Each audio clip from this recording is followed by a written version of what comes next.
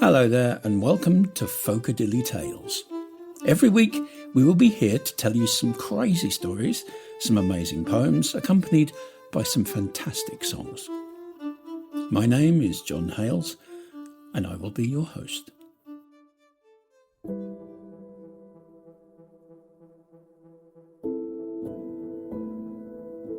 This week, the weird tale of the Ludham Dragon.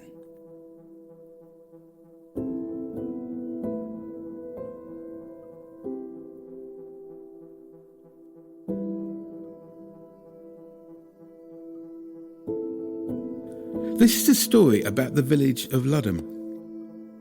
And it's a place in Norfolk which has the almost singular misfortune of having a dragon named after it.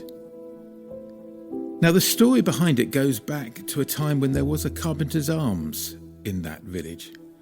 And one day, a giant sinkhole opened up in the yard of this pub. A large cup-like depression with a small hole of perhaps 2.5 feet in diameter at the bottom. And at first, the villagers didn't know what to make of it. But then, of course, greed came to the surface. What could be down this hole? Because clearly this hole led into some tunnels at the bottom. And might there be some forgotten treasure down there? And so it did not take long before a party of the village's finest made their way, crawled down through the hole and into the caves beneath. And all of the other villagers gathered at the top waiting to see what might happen. The day wore on. And then, sometime about lunchtime, suddenly there was a great roar from somewhere deep within the hold, and within just a few minutes, the party that made their way down there began to crawl up and run back and into the houses. But no one seemed to know quite what was down there and quite what it was that had made that sound. But everybody knew they didn't really want to find out at closer quarters. So it was agreed to take a little of the rubbish, the detritus, the rubble that's always in a village like this, and just pile it over the top of the hole, and that should keep things safe. And so the village that night went to bed feeling that they were quite safe. But in the middle of the night, there was another great roar. And the sound of rubbish and rubble tumbling in all directions.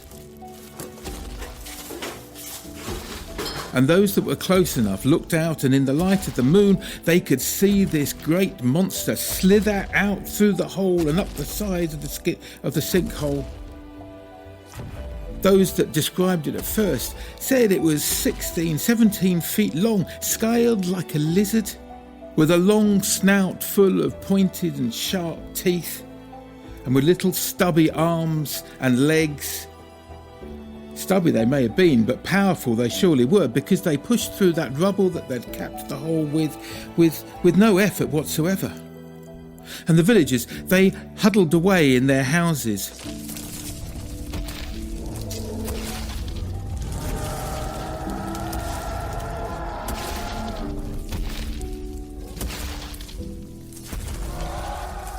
As they heard the roars of this creature, as it made its way around the village, sweeping its great tail from side to side, knocking down both stone and wooden buildings as it came. And they also heard the squeals and bleats, as the dragon, as they now called it, took all of the livestock that was kept in the village. But then, as dawn broke and the first rays of the sun began to shine down upon that creature and its huge saucer-like eyes, it flinched in the sunlight, and it quickly turned round and slithered back down through the hole from which it had come.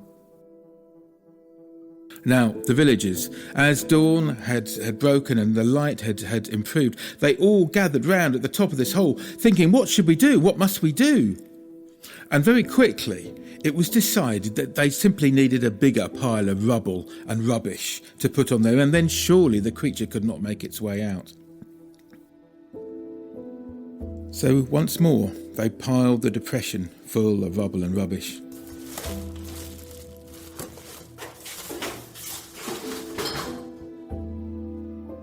And they went to bed that night, crossing their fingers that now they were safer than the night before. But once more, in the middle of the night, there was a great roar and a great sound as that rubble and rubbish was put aside, and the creature burst free once more.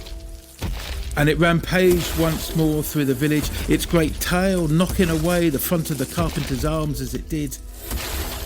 And this time, he took all the dogs of the village, before slithering away, before the light of the sun blinded it. Once more, the villagers gathered at the top of the sinkhole. What can we do? What can we do? Jasper, the blacksmith, turned to John, the tanner, and said, How about we try and stop it getting back in? We know that it doesn't like the light, because it goes back into the hole before dawn. Perhaps with our swords and spears and sickles and ploughshares, we can drive it away. So they agreed that that's what they would do. So that night, again there was a great roar as the dragon came forth, and again it set about the village, this time its tail knocking down the front of the old schoolyard. And this time it gathered up and ate all of the cats of the village. But the villagers, while the dragon was rampaging through their village, they took all that rubble and rubbish and they piled it over the top of the hole, hoping that this would keep the creature out and that they could at least face it in the daytime. As the sun rose, the creature came back. It slithered down the sides of that great cup, and its short, stubby arms and legs were plenty strong enough to scrabble away and pull away all that rubble before it slithered once more in the hole at the bottom of the cup. Day broke once more, and once more the villagers gathered. This time they wondered, what could they possibly do? What will the dragon do next? We're running out of small animals. And Jasper said to John, That child standing next to you, what's he doing? He's playing with a cup and ball, Jasper. Can you not see how he flicks it up into the air? Yes, but look, as he does so, he can't get the ball out. He has to shake it down. The ball is fast within the cup. We need a ball. But John said, But there's no ball that big here in the village, Jasper. Yes, John, you're right. But I know what we do have. Is the bloodstone still in the churchyard? The bloodstone? You mean the millstone that fell through the mill floor and crushed the miller's son? The one that no mill will use again because it's cursed? Is that what you mean? Yes, that's the one. Yes, I believe that still is in the churchyard. and so they made their way to that churchyard and they found that millstone. That millstone, once perhaps it had been soaked in the blood of the miller's son, but the rain would have washed that well away. But now the rust from the iron bindings around it, the rust had dripped across its surface and it looked as though there was still blood there. But John and Jasper rolled the millstone and they rolled it back to where the sinkhole was.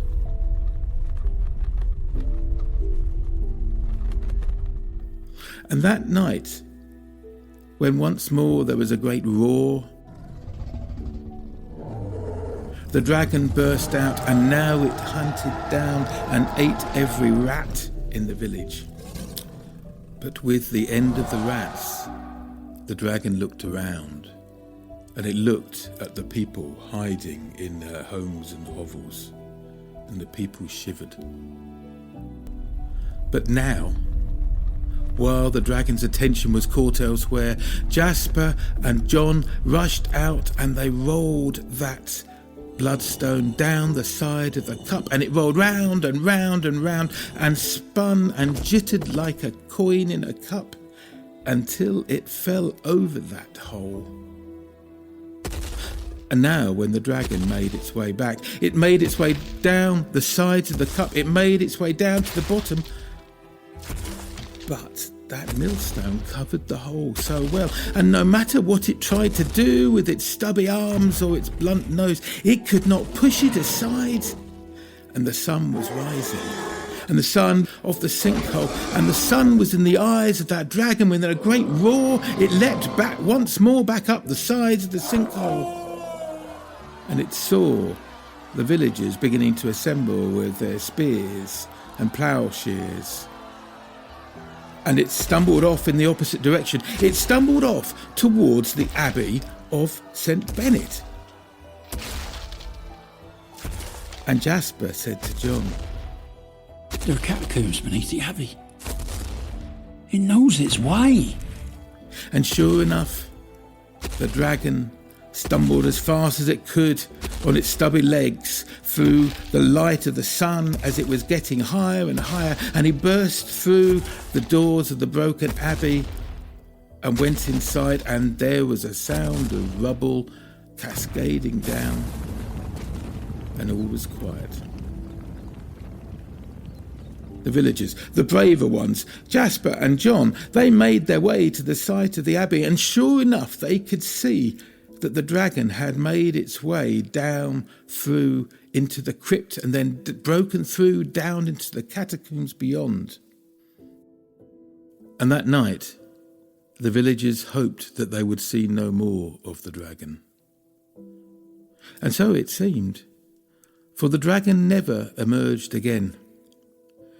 It seemed that it had decided that the risk was too great, and it was far better to slumber in its cold, confined caves beneath the earth.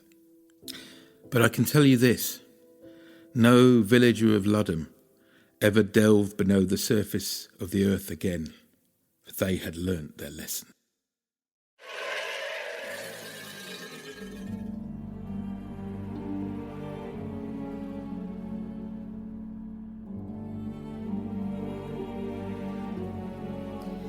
Yippee!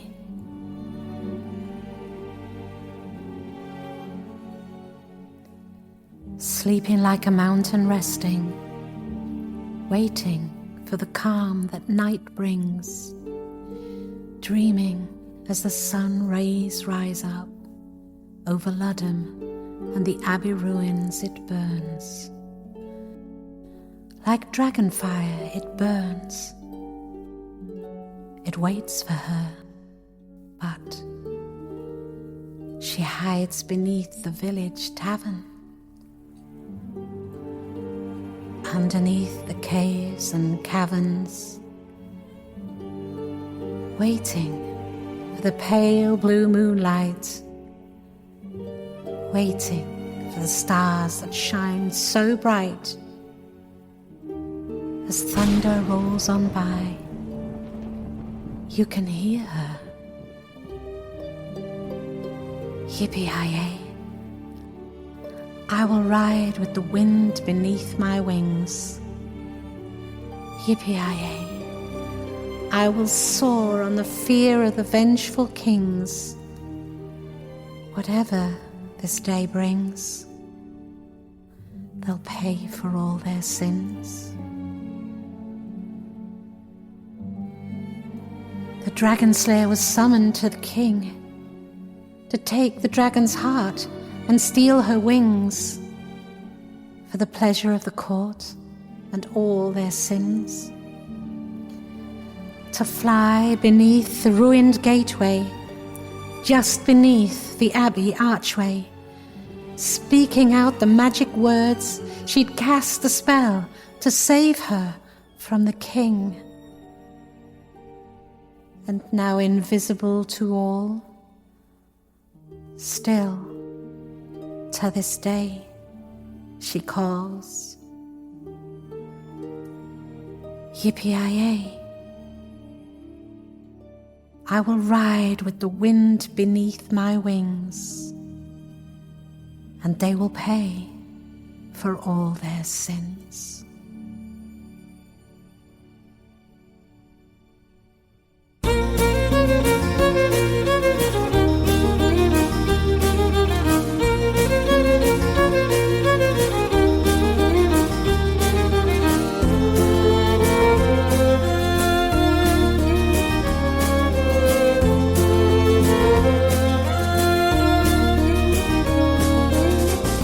Sleeping like a mountain, resting, waiting for the calm that night brings. Dreaming as the sun rays rise up over Ludham and the Abbey ruins. It burns like dragon fire. It burns. It waits for her bus. She hides beneath the village tavern, underneath the caves and caverns, waiting for the pale blue moonlight, waiting for the stars that shine so bright. As thunder rolls on by, and you can hear her. Yippee-hi-yay, I will ride with the wind beneath my wings. Yippee-hi-yay, I will soar on the fear of the vengeful king. Whatever this day brings, they'll pay for all that. Yippee-hi-yay, I will ride with the wind beneath my wings. Yippee-hi-yay, I will soar on the fear of the vengeful king. Whatever this day brings, they'll pay for all their sins. The dragon slayer was summoned to the king to take the dragon's heart and steal her wings, for the pleasure of the caught and all that sin.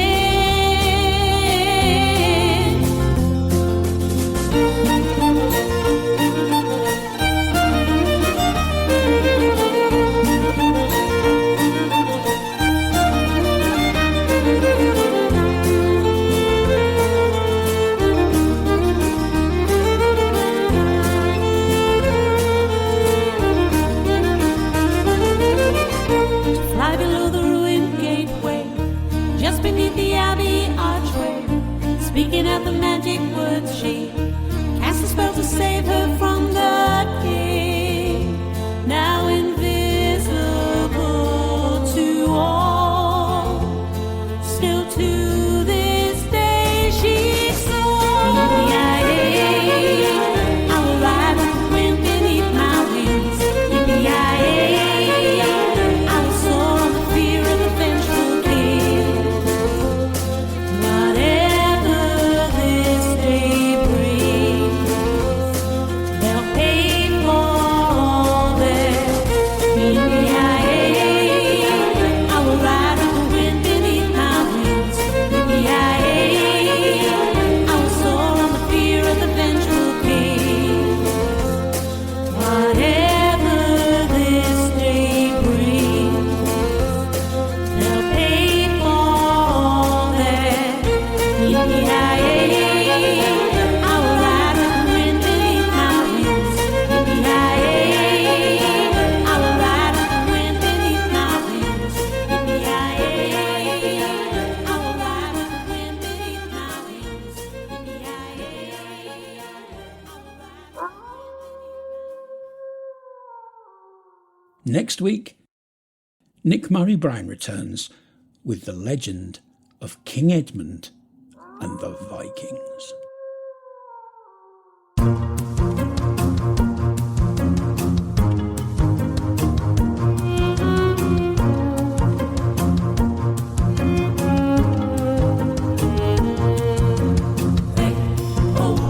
Over the sea we'll fight for victory. Hey, ho, from over the sea we'll fight for victory. Old Edmund was a mighty king.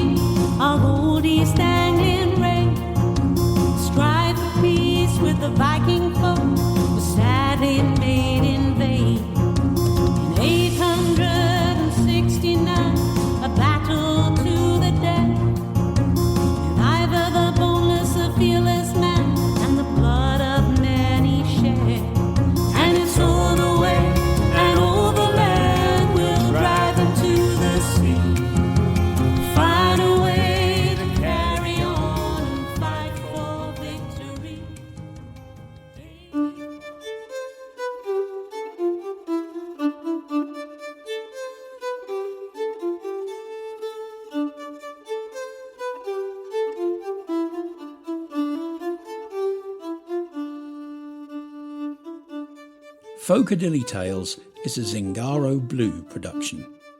It was written, produced and edited by Mario and Lesley Price. Mixed by Frank Erlenkämper. The poems, lyrics and songs are also written by Mario and Lesley Price. My name is John Hales and I've been your host. Our storyteller this week was Chris Richardson. The poem was read by Lesley Price. The additional vocals this week were provided by Nick Murray Brown and John Hales. The contents of this podcast are based on the book Folk Stories, Legends and Poems by Mario and Lesley Price and are available as a book and an e-book from Amazon under the name Folk Stories, Legends and Poems. The music can be found under that same name and as volumes 1 and 2 streaming on all major platforms. Today's background music was supplied by Scott Buckley. You can find the link to these compositions in the comments below. Be sure to check out our music videos that tell some of our stories on YouTube. For more information about Zingaro Blue, visit our website at www.zingaroblue.co.uk or find additional links in the comments section. If you've enjoyed this podcast, please hit the follow button so that you can listen to the next episode of Folk-a-Dilly Tales. Thanks for listening.